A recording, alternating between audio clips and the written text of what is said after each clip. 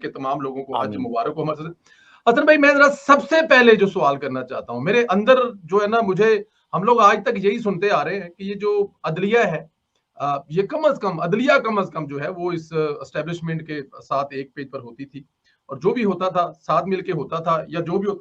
लेकिन क्या वजह है इस वक्त अदलिया क्यों नहीं संभाली जा रही? क्या है, क्या पीछे? मुल्क स्टेक पर लगा हुआ है, कंट्री स्टेक पर लगी हुई है, पाकिस्तान की सलामती स्टेक पर लगी हुई है, और जज साहबान यहाँ पर तकरीरों में फरमा रहे हैं कि हमारी जल्द एस्टेब्लिशमेंट से जान छूट जाएगी, और उनसे मुकाबला करने के लिए, लड़ने से लिए डरना नहीं चाहिए और डट कर मुकाबला करना चाहिए। किसका मुकाबला कर रहे हैं और क्या डट कर मुकाबला करना चाहिए? देखिए जी, बहुत शुक्रिया चोई साहब। पहली बात तो ये है कि जो chief justice Sindh high court है, उन्होंने तो सारी बात को निगेट कर दिया कि आज तक किसी किस्म की कोई मुदाखलत उनके साथ किसी ने जो है उनसे बातचीत नहीं की।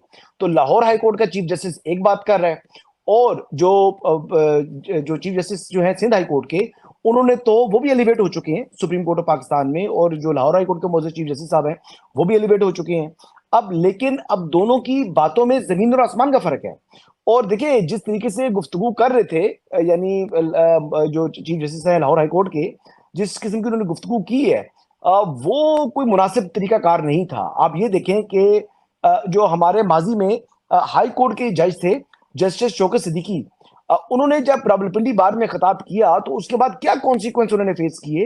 लेकिन मेरा सवाल ये है कि मलिक शहजाद साहब की ये क्या क्या उनके ऊपर ये कॉन्सिक्वेंस आएंगे, या वो आजाद हैं, या वो उनके ऊपर जो है वो जो मर्जी किया जाए, अब वो किसी किस्म का कॉन्सिक्वेंस उन्होंने फेस नहीं करना होगा।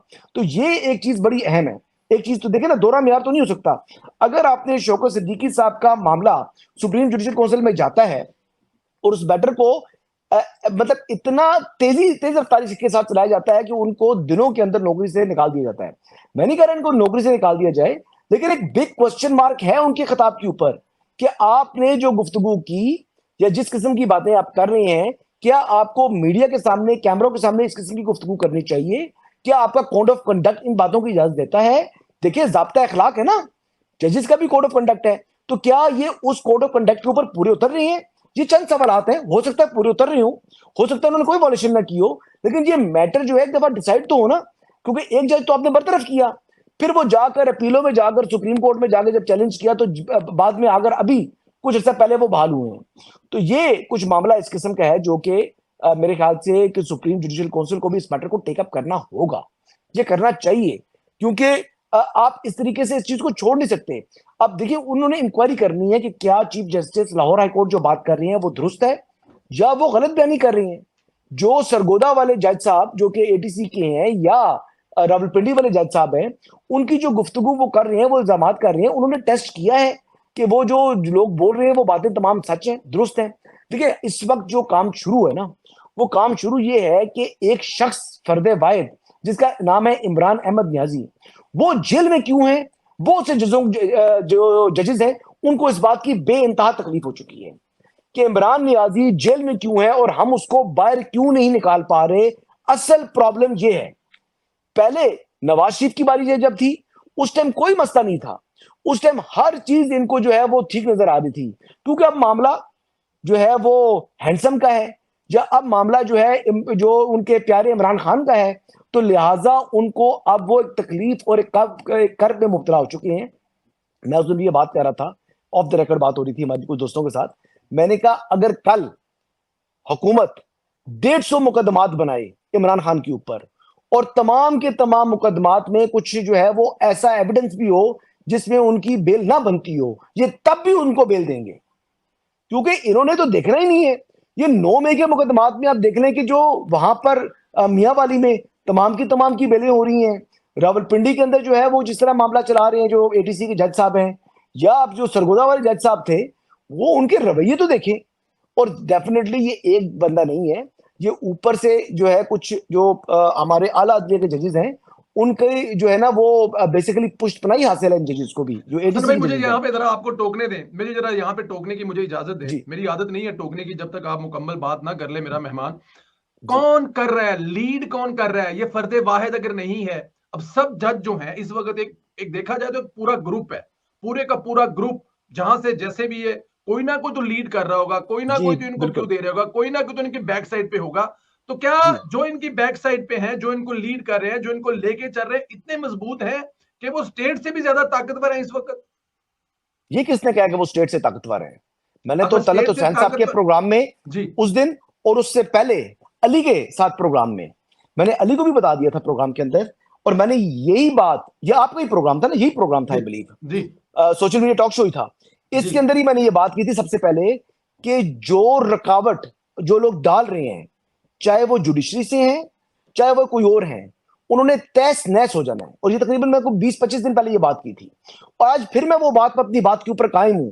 और जो टाइम मैंने दिया था, जो उसकी डेडलाइन है, अगर आप वो शॉर्ट भी निकाल कर आप प्ले कीजिएगा, कि वो भी जो है वो जुलाई की, मैंने जो है वो मिड ऑफ जुलाई तक मैंने कहा था कि ये काम शुरू हो जाएगा। और जुलाई का मिड तक जो है आप देखें कि इनके साथ होना क्या है। जो सहूलतकारी फराम कर रहे हैं, जो ईमानदारी कर रहे हैं, they will pay the cost, they have to pay the cost. लेकिन देखिए, अभी जो आप कह रहे हैं ना, स्टेट से बड़ा हो गया, रियासत से बड़ा हो गया, रियासत जो है वो तहम्मुल का मुजाहरा कर रही है, रियासत जो है वो आइन के अंदर रहना चाहती है, लेकिन ये जजेस लेकिन जो है इसको इनको भी आइन के कमजोरी अंदर रहना समझा है। जा रहा है, इसको नहीं, ये कमजोरी जजेस नहीं आइन के समझा अंदर जा नहीं रहा। है, आप समझ नहीं रहे बात। वो आइन के अंदर रहते हैं, ये आइन से तजावुज कर रहे हैं। हालांकि इनका जो हल्फ है वो आइन और कानून के मुताबिक फैसले करने का है, ना कि एक फर्द वाहिद को या एक जमात को सहूलतकारी फराम करें। देखें, ये लोग गलत कर रहे हैं, और ये जो कर रहे हैं ये गलत जो है वो नजीरें कायम हो रही हैं। आप मुझे बताएं, आज तक कभी आपने सुना था कि एब्सकॉन्डर का कोई राइट होता है? मफरूर जो मफरूर है, मफरूर के बुनियादी हकूक नहीं होते। लेकिन इन जजेस ने मफरूरों को इंतखाबात लड़ने की इजाजत दी।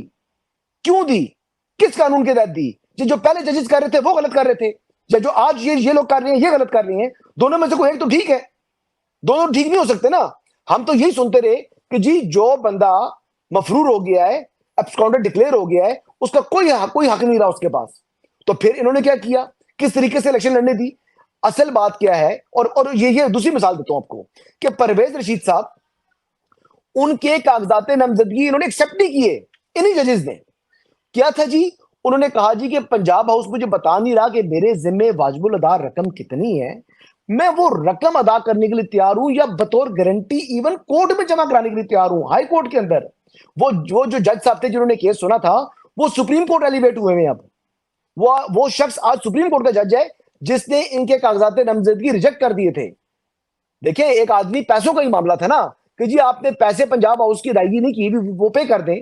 तो वो कह रहे थे कि मैंने अदायगी मेरे जिम्मे को है नहीं, लेकिन वो मुझे अमाउंट नहीं बता रहे, कोर्ट पूछ ले क्या अमाउंट है, वो अमाउंट मैं अभी जो है अदालत के अंदर जमा करा देता हूं। बट इवन देन नो, वहां पर इजाजत नहीं दी। और यहां पर उन मफरूर को, जो कि एब्सकॉन्डर है, उसके कागजात नामजदगी इन्होंने मंजूर किए हैं। तो फिर जब इनके ऊपर बात करो तो तौहीन अदालत हो जाएगी जी। तौहीन अदालत आप अपनी खुद कर रहे हैं, तौहीन ये आइन की कर रहे हैं जजेस, ये तौहीन आइन की कर रहे हैं, और अदालत भी आइनी अदालत है। लिहाजा आपने आइन की जब तौहीन की तो आप भी तौहीन अदालत के मुर्तकब हैं। ये कहां से हो गया कि आपने तौहीन अदालत ने की? आइन सुप्रीम है, आइन से आप इख्तियार ले रहे हैं। एक तरफ ये चीज है, दूसरा ये देख लें कि ये जो chief justice Lahore high court है, इन्होंने अपने ही हाई कोर्ट के जज के ऑर्डर के ऊपर रिलाई करते हुए इन्होंने इलेक्शन ट्रिब्यूनल्स बना दिए। जी जो चैलेंज स्कीम है जिसकी अब 20 तारीख को चीफ जस्टिस समाप्त करेंगे, उठाकर डस्टबिन में फेंकना चाहिए chief justice supreme court of Pakistan को, उस नोटिफिकेशन को और उस फैसले को, कि आइन का आर्टिकल 219C इतना वाजे है कि ये इख्तियार आईने पाकिस्तान ने इलेक्शन कमीशन ऑफ पाकिस्तान को दिया हुआ है, जो कि आईनी इदारा है। अगर देखें चौधरी साहब, अगर सुप्रीम कोर्ट आईनी अदालत है, अगर हाई कोर्ट आईनी अदालतें हैं, तो इलेक्शन कमीशन ऑफ पाकिस्तान भी आईनी इदारा है, उसका इख्तियार है। उसके इख्तियार के अंदर मुदाखलत ना करें।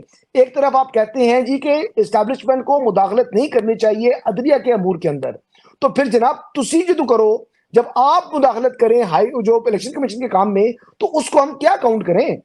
आप मुदाखलत नहीं करते। आपको पता है 22 लाख मुकदमात इस वक्त मुल्क भर में जेरे इल्तवा हैं, ठीक है? यानी लाखों की तादाद में जो मुकदमात हैं वो तो हाई कोर्ट में पेंडिंग पड़े हुए हैं।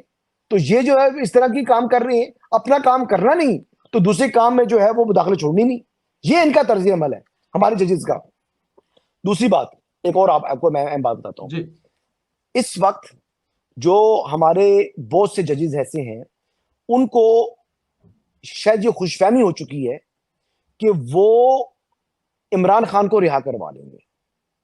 वो इस खुशफहमी में मुब्तला हो चुके हैं कि वो इमरान खान को रिहा करवा लेंगे, क्योंकि बहुत से संजीदा मुकदमात थे जिनके अंदर एविडेंस मौजूद था, जिनके अंदर यानी उनके ऊपर सीरियस एलिगेशंस थे। उन मुकदमात में जब इक्विटल कर दिया या आपने उसमें उनकी बेलें कंफर्म कर दी, तो आपका क्या ख्याल है कि आप जब ये करेंगे तो अगले भी जो है ना वो बेवकूफ तो नहीं बैठे हुए, उनको मालूम है, नजर आ रहा है कि आप कर क्या रहे हैं, तो वो उनको इमरान खान को निकलने देंगे? कभी भी नहीं। इमरान खान ने बाहर नहीं आना, ये जो मर्जी कर लेना, ये उल्टे सर खड़े हो जाएं, ये उल्टे सर खड़े हो जाए। मैं आज ये बात कर रहा हूं, इमरान खान ने बाहर नहीं आना, ना ये निकाल सकते इमरान खान को। और ये आप कह रहे थे कि क्यों ताकतवर हो गए रियासत से, आप समझ रहे हैं ये क्यों खुशफहमी में मुब्तला है। मेन क्वेश्चन तो आपका ये था।